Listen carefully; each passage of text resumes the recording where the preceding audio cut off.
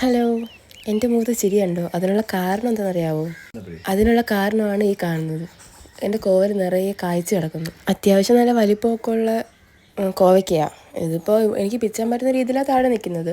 മേളിലോട്ടും പടർന്നിട്ടുണ്ട്, ടെറസിന് മേളിലേക്ക്. അവിടെ കയറി വേണമെങ്കിലും പിച്ചാം.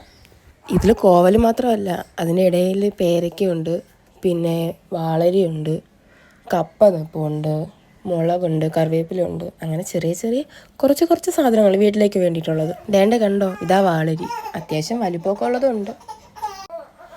ഇതേ ആ പേരയ്ക്ക കണ്ടോ? കവറൊന്നും ഇട്ടിട്ടില്ല, അതിൻ്റെ ഒന്നും ആവശ്യമില്ല.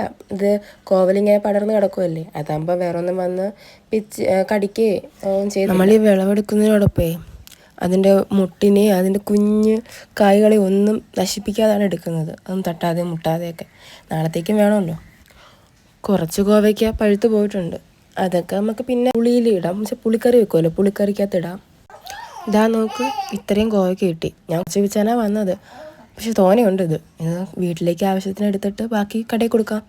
അതിന് ഇപ്പോൾ അച്ഛൻ്റെ കൊടുത്ത് അച്ഛൻ വൃത്തിയാക്കി തരാമെന്ന് പറഞ്ഞു. കേടൊക്കെ കഴിഞ്ഞ് തൂക്കി നോക്കിയപ്പോൾ ഒരു 3-3.5 കിലോയൊക്കെ വന്ന്. അതിന് കടയിൽ കൊടുത്ത് വിടണം. അപ്പോഴേ നിങ്ങൾക്ക് ഈ വീഡിയോ ഇഷ്ടപ്പെട്ടെങ്കിൽ വീഡിയോ ഒന്ന് ലൈക്ക് ചെയ്തിട്ട് ഒന്ന് സബ്സ്ക്രൈബ് ചെയ്തേക്കണേ.